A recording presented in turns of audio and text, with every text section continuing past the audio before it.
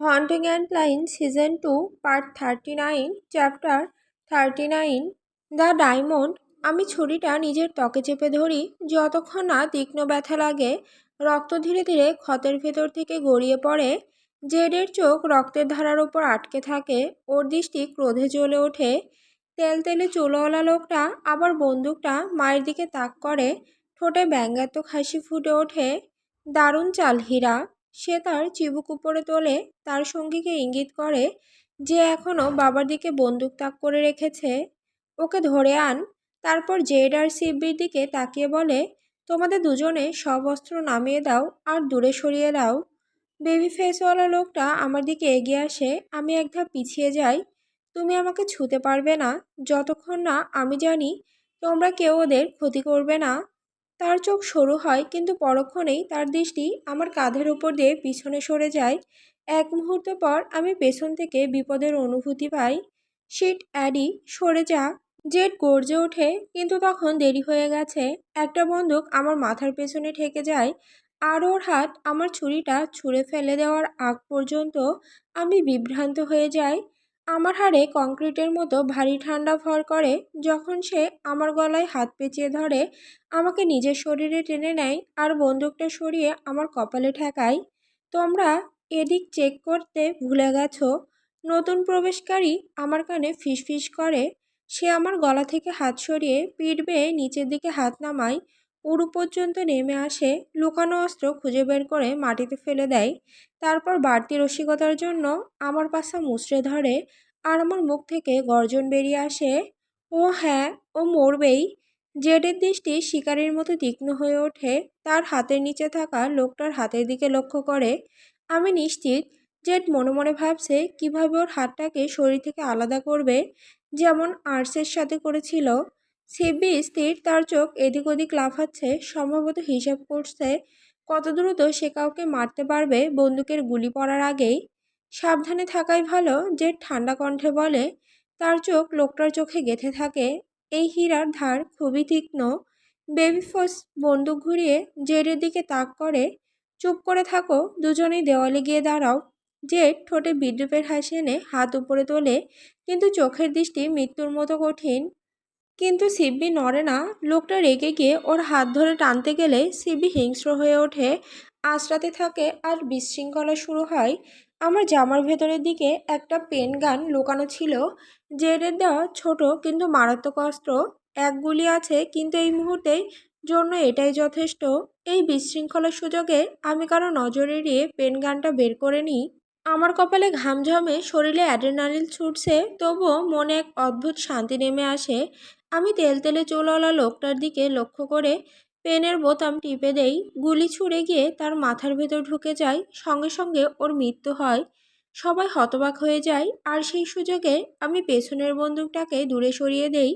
যদিও বন্দুকধারী শ্যুট করে, গুলি আমার পায়ের কাছে লেগে মাটিতে গিয়ে লাগে। গুলির শব্দে কেউ কেঁপে ওঠে, কিন্তু আমি তখনই ঘুরে দাঁড়িয়ে ওর মুখে ঘুষি বসিয়ে দেই। বাবা টেপের ভেতর দিয়ে আর্তনাদ করে কিছু বলতে চাইছে, কিন্তু এখন আমি তাকানোর সুযোগ নেই। লোকটা পকেট থেকে ছুরি বের করে আমার মুখের দিকে আছাড় মারে।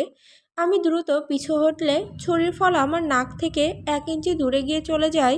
তার হাতটা ধরে, যেটাই ছুরি ধরা, আমি এক ঝটকায় পিছন দিকে মুচড়ে দেই। ওর কবজি ভেঙে যায়। সে আর্তনাদ করে ছুরি ফেলে দেয়। আমি গলার উপর ঘুষি বসানোর আগেই হঠাৎ করে ওর মাথা পিছিয়ে যায়, কপালে গুলির ছিদ্র। আমি বিস্ময়ে তাকাই, দেখি জেড ওর অস্ত্র গুটিয়ে নিচ্ছে। দুঃখিত বেবি, ও তোমার পাছায় হাত দিয়েছিল, তাই আমাকে ওকে মারতে হয়েছে। তীক্ষ্ণ চিৎকারে আমি ঘুরে তাকাই, দেখি সিব্বি আনন্দে নিচে থাকা লোকটাকে একের পর এক ছুরি বসাচ্ছে, আর বাবা কেঁপে কেঁপে উঠছে। তার দৃষ্টি পাগল মেয়েটার উপর আর মায়ের উপর ঘুরপাক খাচ্ছে। আমার চোখ বড় হয়ে যায় যখন মায়ের দিকে ভালো করে তাকাই। তার মাথা নিচু, কাঁধে লটকে আছে, আর শার্ট রক্তে ভিজে গেছে। ও মা গো! আমি আর্তনাদ করে দৌড়ে যাই। জেড আগে পৌঁছে মায়ের গলায় আঙুল দিয়ে পালস দেখতে থাকে। ও বেঁচে আছে, ও নিঃশ্বাস ফেলে বলে, কিন্তু পালস খুব দুর্বল, এখনই ডাক্তার দরকার। আমার চোখে পানি চলে আসে, মস্তিষ্কে ভয় ঢুকে সবকিছু এলোমেলো করে দেয়। আমি মুখ খুলি, কিন্তু শরীর স্থির, দৃষ্টি মায়ের রক্তাক্ত শরীরে আটকে থাকে। অ্যাডলাইন! জেড গর্জে ওঠে, আর আমার দৃষ্টি তার দিকে ছুটে যায়। ফোকাস করো বেবি, এখানে এসে ক্ষতের উপর চাপ দাও। অবশেষে পাথরের মতো স্থির হয়ে থাকা শরীর খুলে যায়। আমি ওর কথা মতো মায়ের বুকে দুহাত দিয়ে চাপ দেই। লাল রক্ত আমার আঙুলের ফাঁক দিয়ে ফেনায়িত হয়ে বেরিয়ে আসে। মুহূর্তেই হাত রক্তে ভিজে যায়। অস্পষ্টভাবে দেখি জেড মায়ের হাতের বাঁধন খুলে দিচ্ছে, তারপর বাবার সিব্বিকে চিৎকার করে থামাতে বলছে, তারপর জেয়ের সাথে এয়ারপিসে কথা বলছে। কিন্তু বাকিটা সব কানে ঢুকছে না, কানে শুধু রক্তের গর্জন।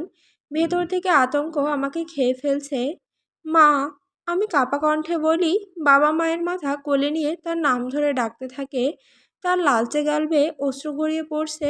আর তখনই আমি বুঝি আমার নিজের গালও ভিজে গেছে। সেনেরা, সোনা, আমার দিকে তাকাও, বাবা মিনতি করে। কিন্তু মায়ের চোখ বন্ধই থাকে। আমাকে তুলতে হবে, জেড বলে। তুমি ওকে ছোবে না, বাবা চিৎকার করে। জেডের হাত সরিয়ে দিতে যাই। আমাদের অ্যাম্বুলেন্স ডাকতে হবে। বাবা, আমি হাত সরিয়ে তাকে থামাই। থামো, ও সাহায্য করার চেষ্টা করছে। অ্যাম্বুলেন্সের চেয়ে আমি দ্রুত পৌঁছে যেতে পারবো, আমি কথা দিচ্ছি। জেড ধীর দৃষ্টিতে বাবার চোখে তাকিয়ে বলে, বাবা নিয়ম মেনে চলা মানুষ, বইয়ের নিয়ম অনুযায়ী চলে। এবং এই উন্মত্ত অবস্থাতেও সে বুঝে যায় জেড মায়ের জীবন বাঁচানোর জন্য ওকে হাসপাতালে নিতে চাইছে না। শুধু দ্রুততার কারণে নয়, কারণ আমরা সবাই এমন এক অপরাধে জড়িয়ে আছি যেটা পুলিশ জানতে পারলে বিপদ হবে। মানে আমরা কোনো সাধারণ হাসপাতালে যাচ্ছি না। দাঁত চেপে বাবা জেঠকে ছেড়ে দেয়। জেঠ মাকে কোলে তুলে নেয়। মায়ের মাথা ওর বুকের উপর ঢলে পড়ে। সবাই গাড়িতে ওঠো, সিবি এখনই চলো। আমরা বেসমেন্টের সিঁড়ি পেরিয়ে ঘর ভেঙে দৌড়ে গিয়ে জেডের গাড়িতে চড়ে বসি। সব কিছু দুলে ওঠা ব্লাডের মতো। আমি বাবাকে সামনে ছিটে বসতে দেই। মা আমার আর সিবির হাঁটুর উপর শুয়ে থাকে। আমি ওর বুকে চাপ দিতে থাকি। আস্তে আস্তে ওর কানে ফিস করে বলি, বাঁচতে হবে মা, প্লিজ। জেড সম্ভবত জেয়ের সাথে লাইন ধরে আছে, কারণ ও বলে ওঠে, টেডিকে ফোন দাও, জানাও আমরা আসছি। বুকের গুলির ক্ষত।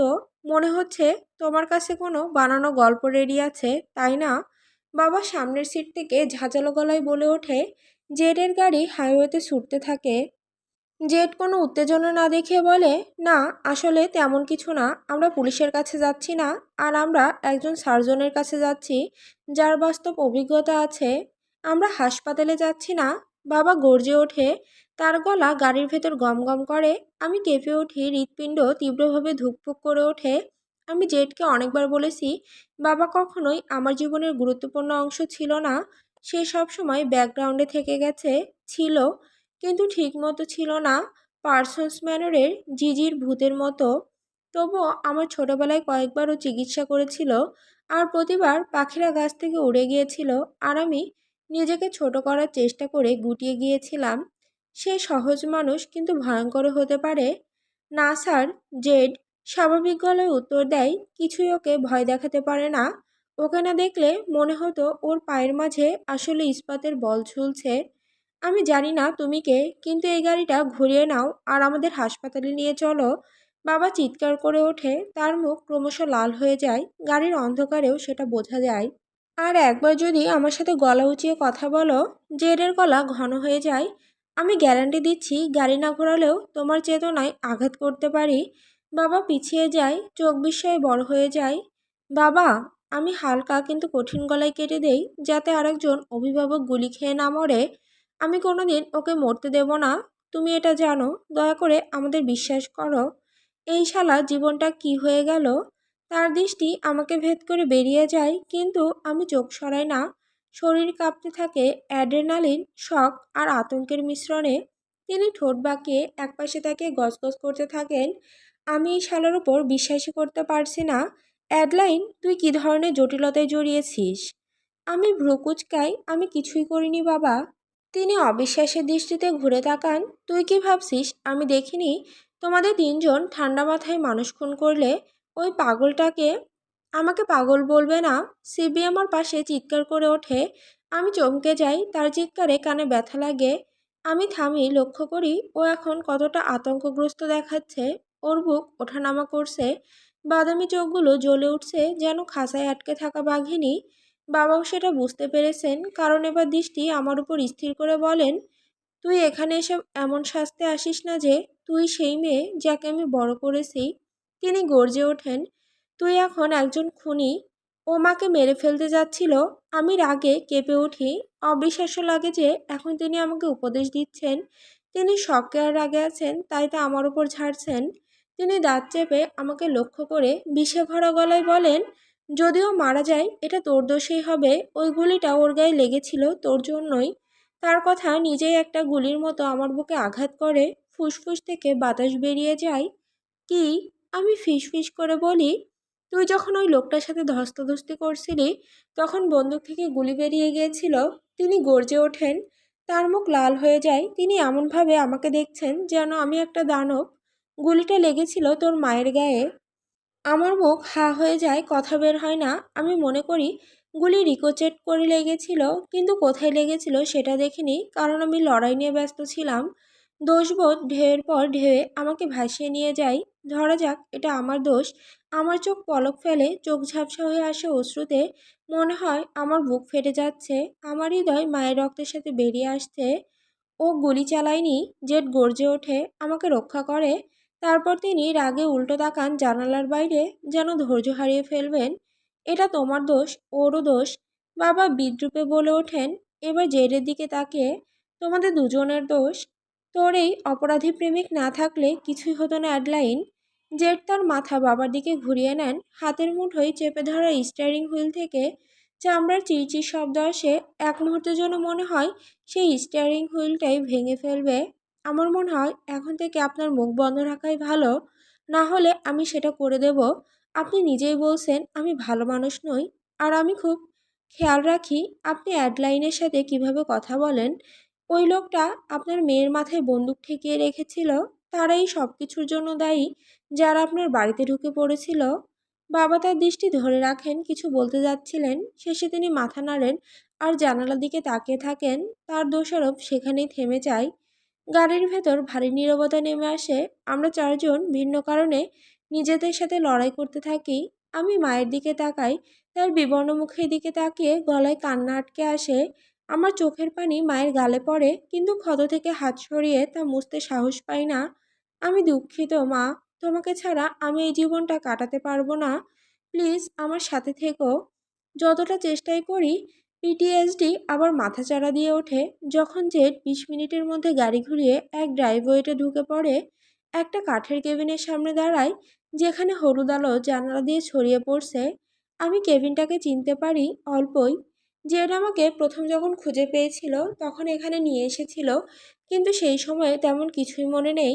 কেবল মনে আছে এই বাড়ি আর ডাক্তার দুজনেই উষ্ণ স্নিগ্ধ পরিবেশ ছড়াচ্ছিল, যা একেবারে বিপরীত ছিল অন্য এক ডাক্তারের স্মৃতির, যে স্মৃতিগুলো আমার রক্তচাপ আকাশে তুলে দিচ্ছে।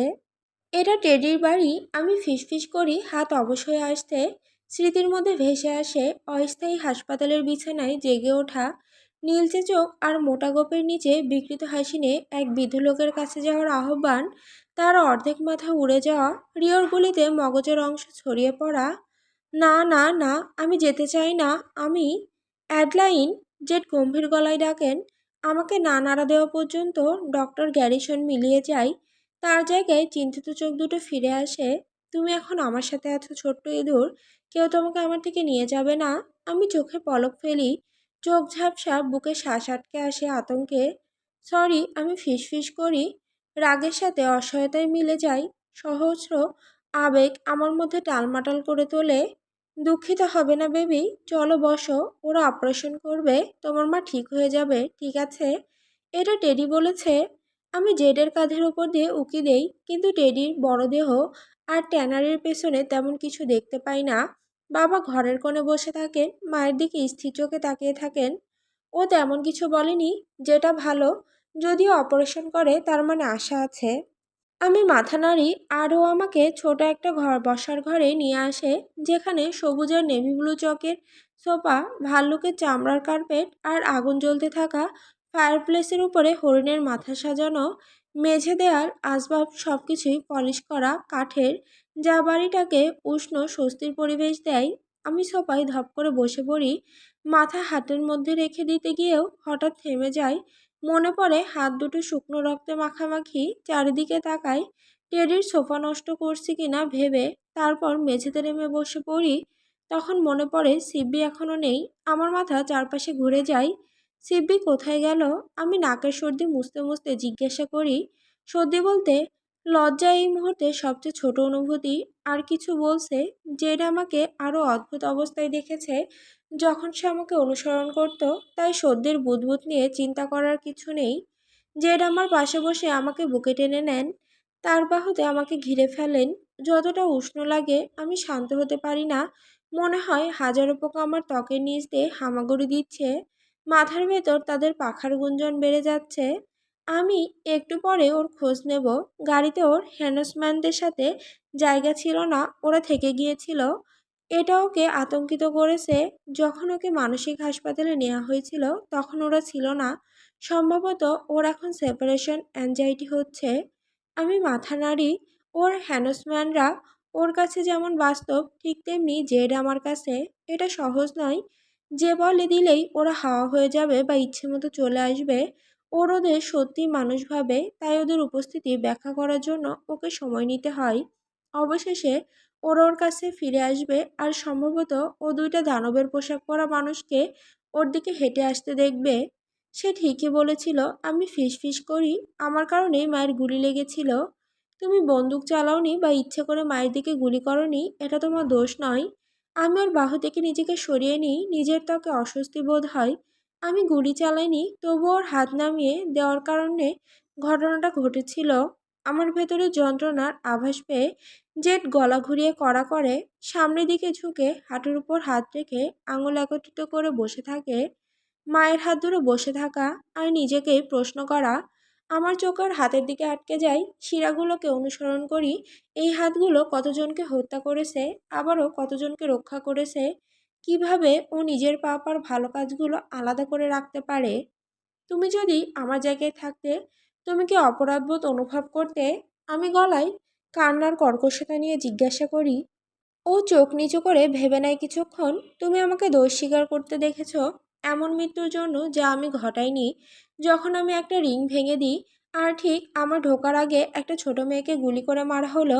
অথচ যখন তোমাকে কিডন্যাপ করা হলো, যখন আমার তোমাকে রক্ষা করার কথা ছিল, তখন এই দায়ভার নিজের উপরে না নেওয়া খুব কঠিন। সেই ওজন অনুভব করা, এটাই তো আমাদের মানুষ করে তোলে। তবে অন্যের কষ্ট অনুভব করা আর তাদের আঘাতে নিজেকে দোষী ভাবা, এই দুটো আলাদা জিনিস।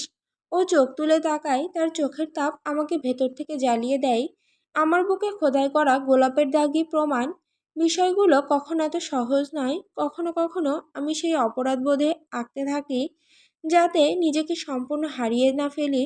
কিন্তু তাই বলে আমি তোমাকে প্রতিদিন মনে করিয়ে দিই যে তুমি যে দোষ নিজের কাঁধে নিয়েছো সেটা তোমার প্রাপ্য নয়। আমি চোখ বন্ধ করি, কান্নার আরেকটি ঢেউ আটকে রাখার ব্যর্থ চেষ্টা করি। একটা কান্না গলায় এসে আটকে যায়। আমি হাত দিয়ে মুখ ঢেকে তা থামানোর চেষ্টা করি, কিন্তু কোনো কাজ হয় না। ও আমার সাথে সম্পর্ক তৈরি করার চেষ্টা করছিল। আমি ফিসফিস করি, আর আমি ওকে নিয়ে কঠিন হয়ে যাচ্ছিলাম। জেড আমার হাত ধরে টেনে নেয়, নিজের বুকে জড়িয়ে নেয়।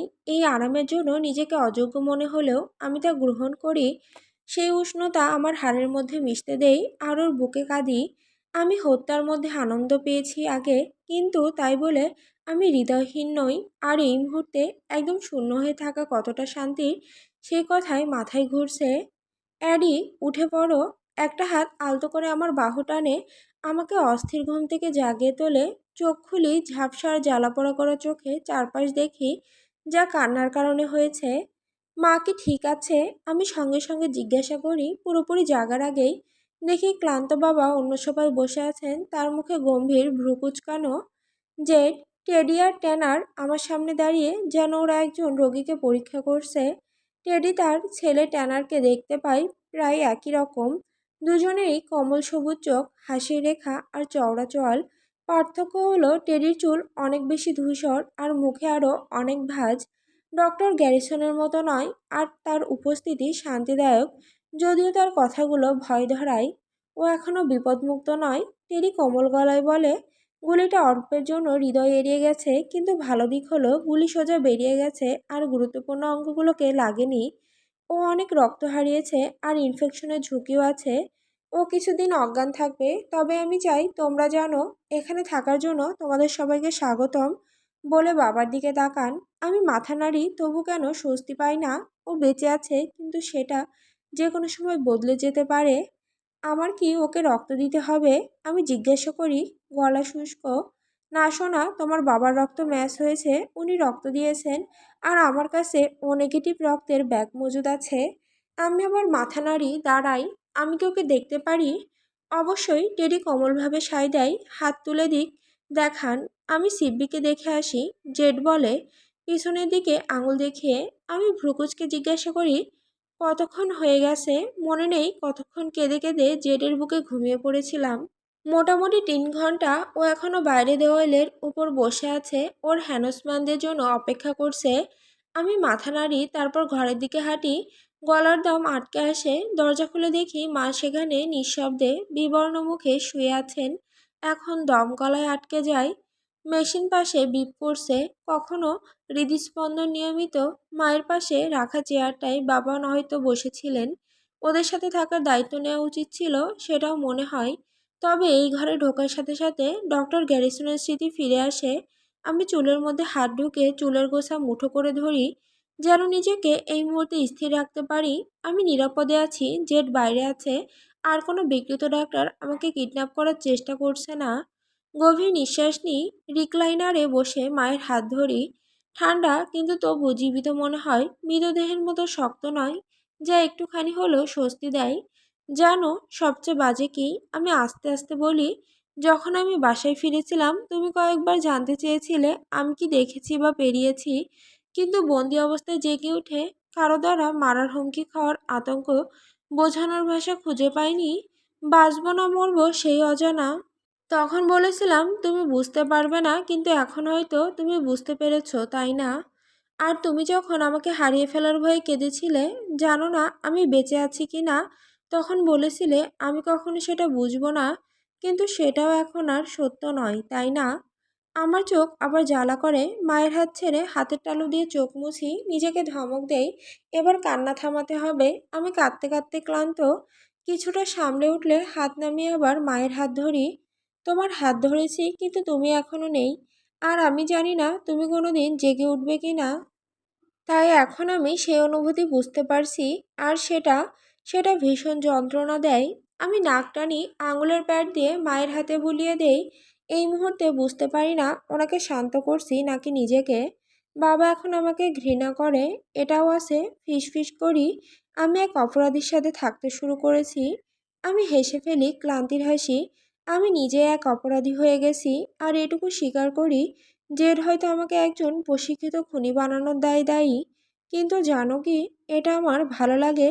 নিজের সুরক্ষা নিজেই করতে পারা ভালো লাগে। আর আমি এখন আর নিজেকে দুর্বল মনে করি না। এতে কি আমি খারাপ মানুষ হয়ে গেলাম? আমি থামি, ভ্রুকুচকে বলি, উত্তর দিও না। তুমি আমাকে থামতে বলবে, আর বলবে তুমি পুরনো আইডিকে ফিরে পেতে চাও।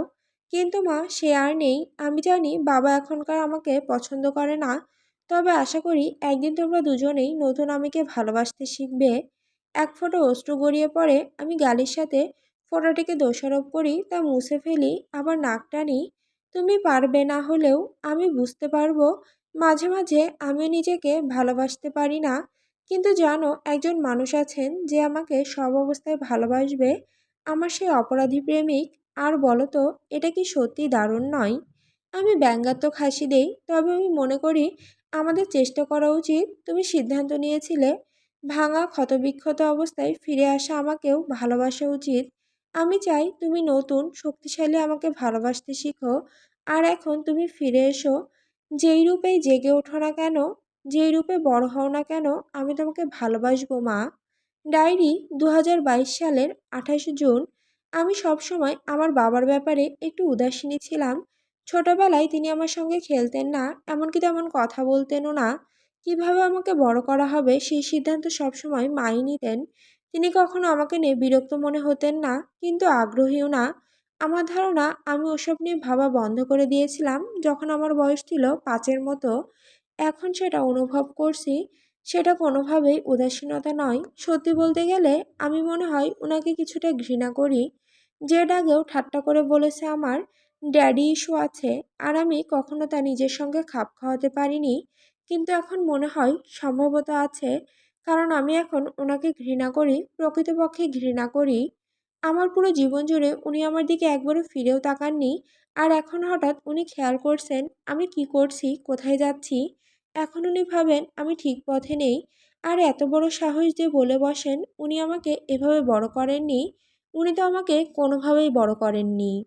কল করে কোনো লাভ হচ্ছিল না, তাই আমি আজ তাদের বাসায় গেলাম আর সাথে সাথেই আমাকে তালা মেরে ঘরের বাইরে রেখে দিলেন। এটাও প্রথমবার ছিল। আমার গাড়ি দুর্ঘটনার পর আমি নিজে ড্রাইভ করলাম আর আমি পুরো রাস্তা জুড়ে কেঁদেছি। আমি তো অবাক হয়েছি আরেকটা অ্যাক্সিডেন্ট করিনি দেখে, যেটা হলে খুব বাজে হতো, কারণ আমি জেডের গাড়িটা চুরি করে চালিয়েছিলাম। আমি এখনও তৈরি নই নিজের গাড়িতে বসার জন্য। আর সেই কেচাপের দাগটা না দেখে যে হারানোর অনুভূতি জেগে উঠবে, সেটা সহ্য করার জন্য। অ্যাডলাইন।